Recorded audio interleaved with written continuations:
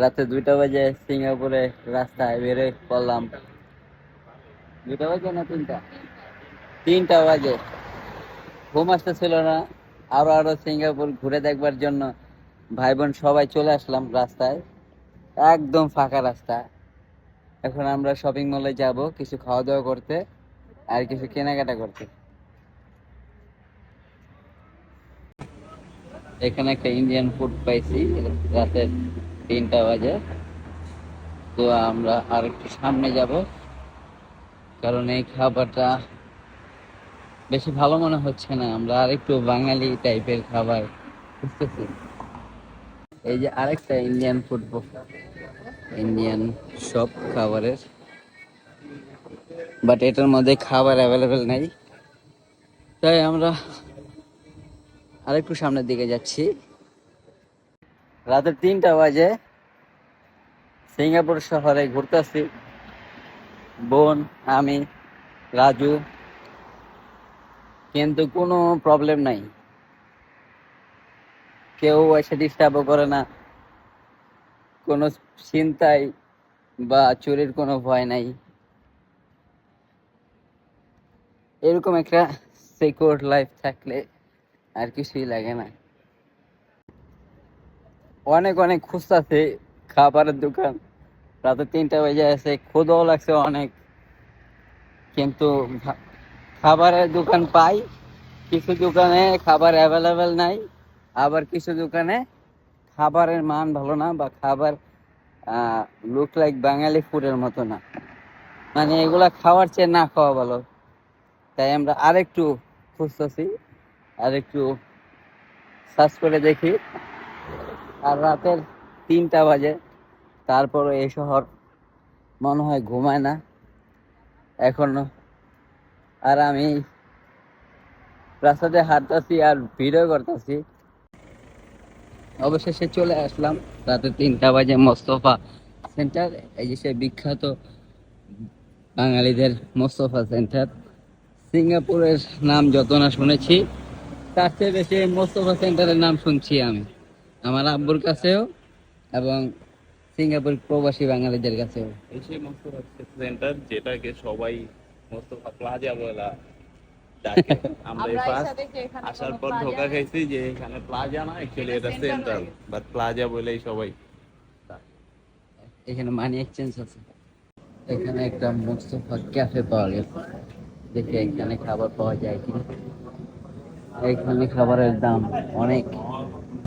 Sandwich $4.5। বাবারে বাবা, বাড়িঘর বেচাই না খাইতে হইব।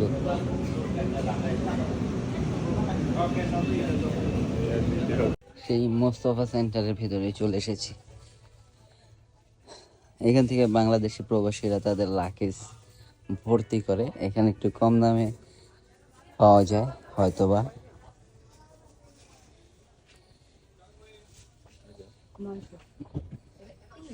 এটা 900, অনেক বেশি না? হ্যাঁ, নিয়ে নাও। 2.5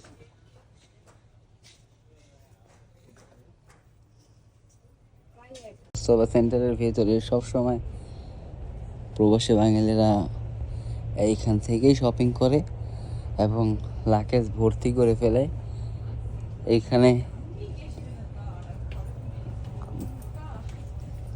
এখানে অনেক কিছু পাওয়া যায়, সব কিছু এখানে আছে, এ টু জেড একদম পুরো সব। তো আমরা এখান থেকে কিছু চকলেট কিনবো। যাওয়ার সময় কিনবা চকলেট? মোস্তফা সেন্টারের ভিতর থেকে আমরা কিছু পেন কিলার নিয়ে নিচ্ছি, সাথে কিছু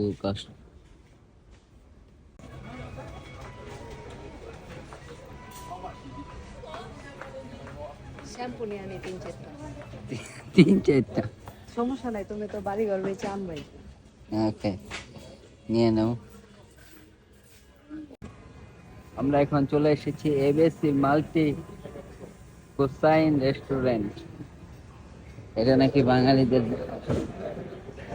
খাবার বিক্রি করে, আমার খাবার নাকি খুবই ভালো।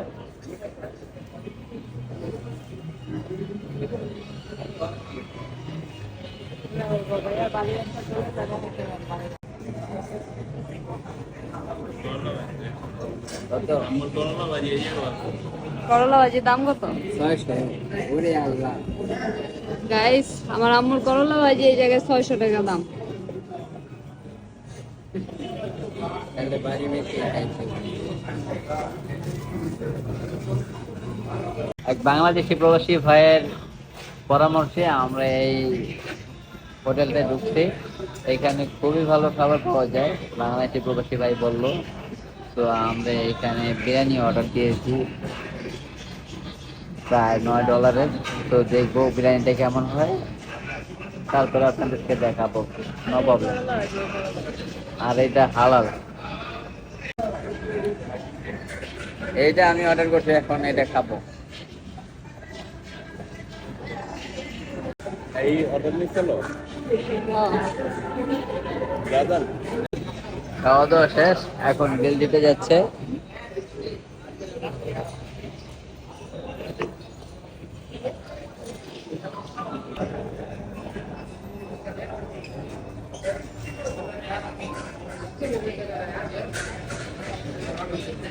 ব্রো, কত?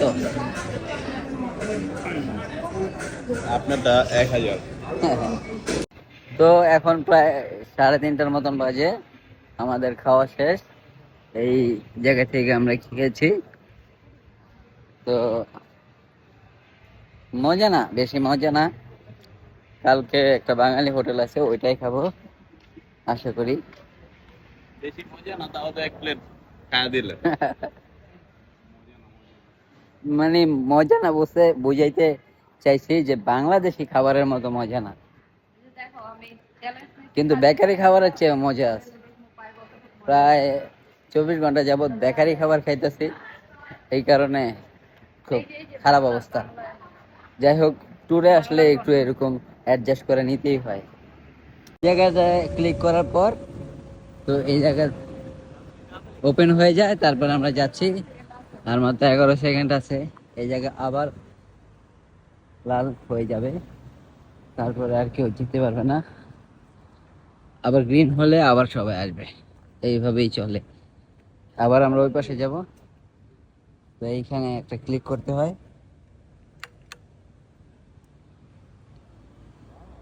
I wouldn't know that. এখন ওই রেড সিগন্যালটা গ্রিন হয়ে যাবে আমাদের জন্য। এই যে গ্রিন হয়ে গেছে, এখন আমরা চলে আসবো